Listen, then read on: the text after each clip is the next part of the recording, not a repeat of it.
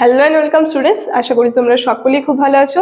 জ্ঞানজ্যোতি coaching centre পক্ষ থেকে তোমাদের সবাইকে আরো একবার স্বাগত। তো আমি মীরা ম্যাম, আমি আজকে তোমাদের সেকেন্ড সেমিস্টার, ঠিক আছে, second semester major paper 3 Bengali syllabus নিয়ে বিস্তারিতভাবে আলোচনা করব। তোমাদের সিলেবাসের মধ্যে কি কি রয়েছে, ঠিক আছে। তো আলোচনাটি শুরু করার পূর্বে তোমাদের ছোট্ট করে একটা ইনফরমেশন বলে দিই। দেখো, বোর্ডের কর্নারে তোমরা দুটো নাম্বার দেখতে পাচ্ছ। এটা হচ্ছে আমাদের জ্ঞানজ্যোতি কোচিং সেন্টারের অফিসিয়াল হেল্পলাইন নাম্বার। এখানে তোমাদের অনলাইনে ক্লাস করানো হয়, তার সঙ্গে তোমাদের নোটস দেওয়া হয়। তো তোমরা যারা যারা আমাদের সঙ্গে যুক্ত হতে চাইছো তারা উপরে দেওয়া নাম্বার দুটির সঙ্গে যোগাযোগ করো, ঠিক আছে। তাহলে আলোচনাটা আমি শুরু করছি। দেখো, প্রথমে বললাম তোমাদের যে second semester major paper 3 Bengali syllabus রয়েছে সেটা নিয়ে আমি আলোচনা করছি। টাইটেলে তোমাদের শিরোনামে যেটা রয়েছে তোমরা একটু খাতা বের করে লেখা শুরু করবে। বাংলা সাহিত্যের ইতিহাস, আধুনিক যুগ, সংক্ষিপ্ত পরিচয়। তোমাদের এটা টাইটেল রয়েছে, তোমাদের যেটা পড়তে হবে, ঠিক আছে। দুটি পার্ট রয়েছে, একটা হচ্ছে প্রথমার্ধ 19 শতক আর আরেকটা রয়েছে দ্বিতীয়ার্ধ 20 শতক। তো প্রথমার্ধ 19 শতকের মধ্যে যেগুলো রয়েছে সেগুলো আমি এক এক করে বলছি, তোমরা একটু লিখবে। প্রথমার্ধ 19 শতক হেডলাইন দিবে, সেখানে লিখবে 1 নাম্বার দিয়ে গদ্য বা প্রবন্ধ রয়েছে, ঠিক আছে। গদ্য স্ল্যাশ দিয়ে লিখবে প্রবন্ধ। তার মধ্যে তোমাদের যেগুলো পড়তে হবে সেটা হচ্ছে fort William college, Rammohan Roy, Ishwarchandra Vidyasagar, Bankimchandra Chattopadhyay, ঠিক আছে। এগুলো কিন্তু তোমাদের গদ্যর মধ্যে পড়তে হবে। আবার 2 নম্বরের মধ্যে রয়েছে পত্র পত্রিকা, সেখানে যা যা রয়েছে আমি বলে দিচ্ছি। দিগদর্শন, কমা দেবে সংবাদ প্রভাকর, কমা দেবে তত্ত্ববোধনী পত্রিকা, কমা দেবে বঙ্গদর্শন, ঠিক আছে। এই সমস্ত পত্র পত্রিকা তোমাদের থাকবে। 3 নম্বরে রয়েছে ঈশ্বরচন্দ্র গুপ্ত, কমা দেবে মধুসূদন দত্ত, কমা বিহারীলাল চক্রবর্তী, কমা রবীন্দ্রনাথ ঠাকুর। ব্যাকেটে লিখবে, ব্যাকেট দেবে, লিখবে মানসী ও সোনার পর্ব। মানে এই যে রবীন্দ্রনাথ ঠাকুর যে রয়েছে কাব্যে, সেখান থেকে তোমাদের মানসী আর সোনার যে পর্ব রয়েছে সেটা তোমাদের পড়তে হবে, ঠিক আছে। 4 নম্বরে রয়েছে নাটক। নাটকের মধ্যে তোমাদের যেগুলো পড়তে হবে সেটা লেখো। রয়েছে মধুসূদন দত্ত, কমা দীনবন্ধু মিত্র, কমা গিরিশচন্দ্র ঘোষ।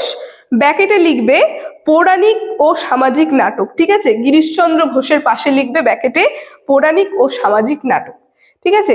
5 নম্বরে রয়েছে তোমাদের উপন্যাস, 5 নম্বর দিয়ে লিখবে উপন্যাস।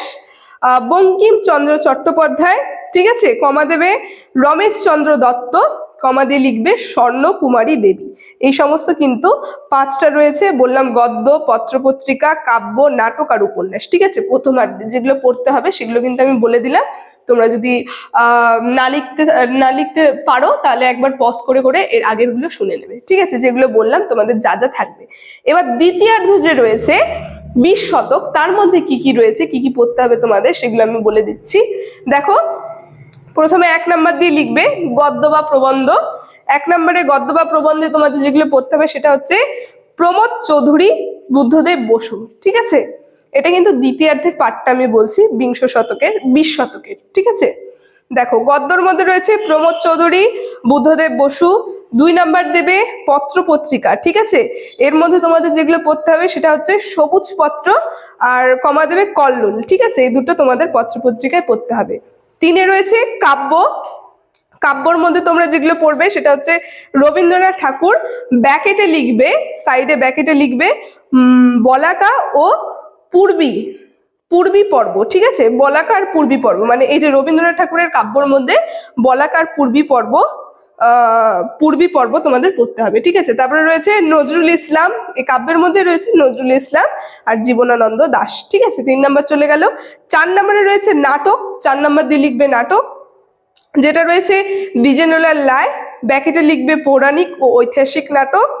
তারপরে কমা দেবে ক্ষীরোদ প্রসাদ বিদ্যা বিনোদ, ঠিক আছে। এই সমস্ত তোমাদের কিন্তু নাটকগুলো পড়তে হবে।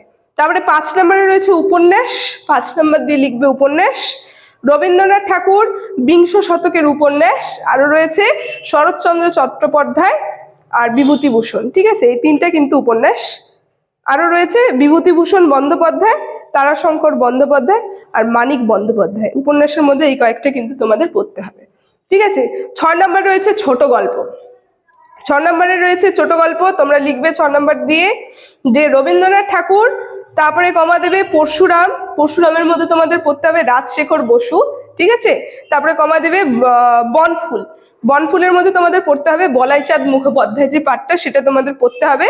তারপরে কমা দিয়ে লিখবে প্রেমেন্দ্র মিত্র। নিচে রয়েছে গল্পকার রবীন্দ্রনাথ ঠাকুর 19 ও 20 শতকের মিলিয়ে সামগ্রিকভাবে পড়তে হবে। মানে এই যে রবীন্দ্রনাথ ঠাকুরের যে 19 আর 20 শতকের 20 শতকটা মিলিয়ে সামগ্রিকভাবে যা যা রয়েছে গল্পকার, সেগুলো কিন্তু তোমাদের পড়তে হবে। ঠিক আছে, সেই গল্পগুলো তোমাদের কিন্তু পড়তে হবে।